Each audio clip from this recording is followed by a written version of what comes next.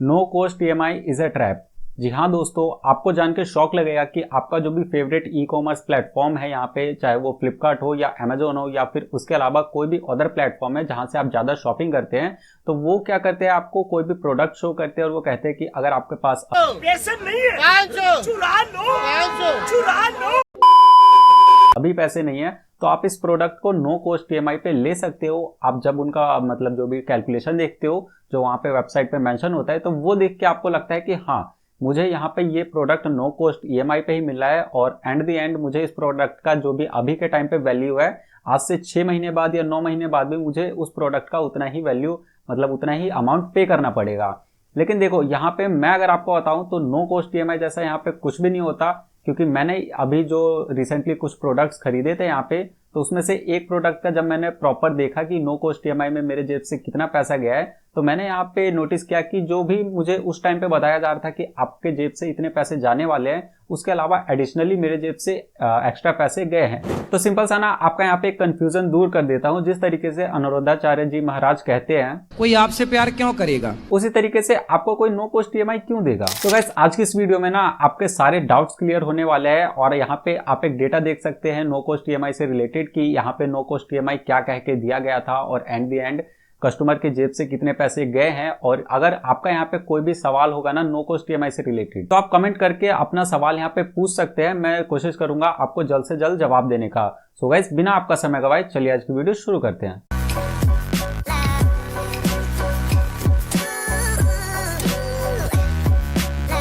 आज से ना तकरीबन 6 महीने पहले मेरे एक फ्रेंड को यहाँ पे आईफोन परचेज करना था और उसने बोला कि ये जो आईफोन है ये मेरे लिए नो कॉस्ट ईएमआई पे परचेज कर दे, क्योंकि तेरे पास यहाँ पे आईसीआईसीआई का क्रेडिट कार्ड है। और अमेजोन पे क्या होता है कि अगर आपके पास आईसीआईसीआई अमेजोन पे क्रेडिट कार्ड है तो मोस्ट ऑफ द केसेस में आपको वहाँ पे नो कॉस्ट ईएमआई देखने को ही मिलता है। तो देखो, जब मैंने वहाँ पे ना फोन को परचेज किया तो वहाँ पे मुझे जो भी डिस्काउंट दिया जा रहा था, तो वो उस डिस्काउंट को हटा के उन्होंने ईएमआई में ही उसको मैनेज कर लिया। यहाँ पे मैं आपके साथ जो भी स्क्रीनशॉट्स वगैरह है, जो भी उनकी तरफ से मेल वगैरह आया था, वो सब शेयर करूंगा। तो देखो, इनिशियली जब मैं वहाँ पे वेबसाइट पे गया ना, तो वहाँ पे दिखाया जा रहा था कि मेरे से वहाँ पे 199 रुपीज का प्रोसेसिंग फीस लिया जाएगा, जिसपे कि मुझे जीएसटी भी पे करना पड़ेगा।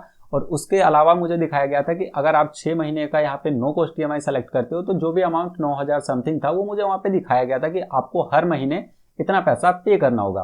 उसी के साथ साथ ना उनकी तरफ से मुझे एक मेल भी आया। अब मेल का जो स्क्रीनशॉट है ना, मैं आपके साथ शेयर कर देता हूँ। देखो, यहाँ पे सीरियल नंबर में मेंशन है कि मुझे कितनी ईएमआई पे करनी है। उसी के साथ यहाँ पे लिखा है कि ईएमआई का जो है वो किस डेट को मेरे क्रेडिट कार्ड में ऐड होगा, ये जो ट्रांजेक्शन है।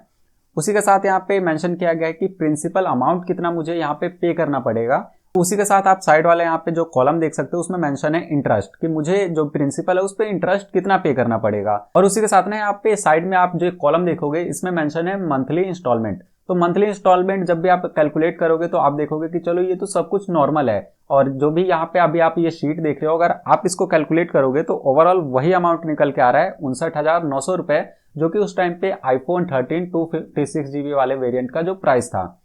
लेकिन अब वो यहाँ पे आपसे एक चीज जरूर छुपाएंगे। आप अगर अपने अमेजोन कस्टमर केयर को कॉल करके पूछेंगे या फिर आप बैंक को कॉल करके पूछेंगे, सपोज अभी आप सोच रहे हैं कि मैं कल परसों या फिर 2-4 दिन में कुछ प्रोडक्ट खरीदने वाला हूँ, तो मैं एक बार बैंक से कंफर्म कर लेता हूँ कि एंड द एंड मुझे कितने पैसे पे करने पड़ेंगे।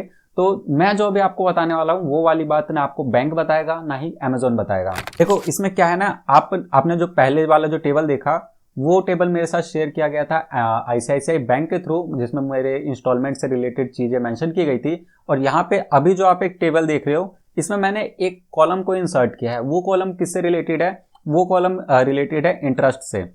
आपको आपके जो भी महीने का ईएमआई बनता है, उस पे हर महीने आपको जीएसटी पे करना पड़ेगा। ये जो जीएसटी वाला अमाउंट है, देख सकते हो, अगर मैं जीएसटी वाले अमाउंट को टोटल करूंगा ना, तो यहाँ पे जो मेरा अमाउंट है 59,900 रुपए, इसमें मेरा जीएसटी अमाउंट ऐड हो जाएगा। ये चीज आपको बैंक पहले नहीं बताएगी। जब भी आप नो कॉस्ट ईएमआई पे कोई भी प्रोडक्ट खरीदोगे तो बैंक आपको नहीं बताएगा कि सर आपको ये पैसे तो पे करने ही करने हैं, उसके अलावा जो भी आपको इंटरेस्ट पे करोगे उस पर आपको जीएसटी भी पे करना होगा। जब मैंने अभी कस्टमर केयर को कॉल किया और मैंने उनसे पूछा कि जब मैंने आपसे प्रोडक्ट खरीदते टाइम ये सवाल किया तो आपने मुझे जीएसटी के बारे में क्यों नहीं बताया, उनका कहना है कि सर कोई भी आप हमसे सर्विस लेते हो तो वो जीएसटी तो आपको पे करना ही होता है, वो पैसे मेरे जेब में नहीं आता। अब यहाँ पे बैंक अगर पहले ही बता दे कि मुझे यहाँ पे जीएसटी पे करना होगा, तो कस्टमर उस टाइम पे अपना डिसीजन हो सकता है कि बदल भी दे। वो सोचेगा कि अब मेरे पास पैसे तो अभी है ही, मैं पूरे पैसे यहाँ पे क्यों पे करूँ। अब यहाँ पे देखो दो सिनेरियो निकल के आता है। एक तो आता है कि आप अपना मतलब पर्सनल यूज के लिए कुछ प्रोडक्ट परचेज कर रहे हो। सेकंड में आता है कि आप अपने किसी फ्रेंड के लिए परचेज कर रहे हो। अब अगर यहाँ पे मैं ओवरऑल देखूँ, अगर इस प्रोडक्ट का प्राइस 10,000 रुपये होता और यहाँ पे मेरा फ्रेंड या फिर आपका फ्रेंड भी हो सकता है, समटाइम्स होता है कि आपके दोस्त होते हैं, वो बोलते हैं कि भाई तेरे पास कार्ड है, मेरे पास अभी पैसे नहीं है, नो कॉस्ट ईएमआई में ये प्रोडक्ट मिल रहा है, मेरे लिए परचेज कर दे, मैं तुझे हर महीने के 10-10 हज़ार रुपये पे कर दूंगा, जो कि एंड द एंड 60,000 रुपये बनते हैं। तो यहाँ पे देखो आपके माइंड में भी यही होगा, क्योंकि आपने भी कभी ईएमआई पे कोई प्रोडक्ट परचेज नहीं किया है, और हो सकता है किया भी होगा तो आपने इस चीज पे नोटिस नहीं किया होगा कि आप जो इंटरेस्ट पे करते हैं उस पर आपको जीएसटी भी पे करना होता है। तो एंड द एंड अगर आप अपने फ्रेंड के लिए 60,000 रुपीज का कुछ भी प्रोडक्ट परचेज करोगे तो यहाँ पे आपको 500 रुपीज का लॉस हो सकता है। अब इसे लॉस ही बोलूंगा क्योंकि आपके माइंड में भी होगा कि मुझे तो यहाँ पे 10,000 रुपये ही पे करने थे, और आपका फ्रेंड भी सोचेगा कि यहाँ पे 60,000 रुपये का सामान था 6 महीने के लिए नो कॉस्ट ईएमआई पे, तो यहाँ पे मुझे भी उसको 10,000 रुपये ही देना है।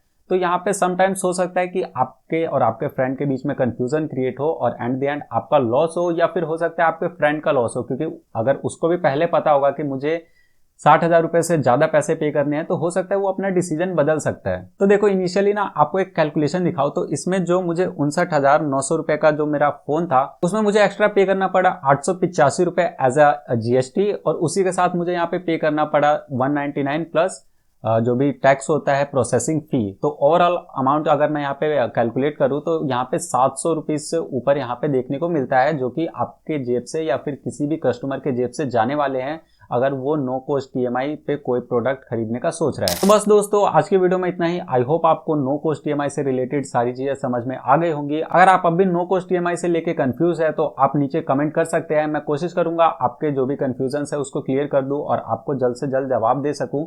फिलहाल की वीडियो में इतना ही दोस्तों, जय हिंद, वंदे मातरम।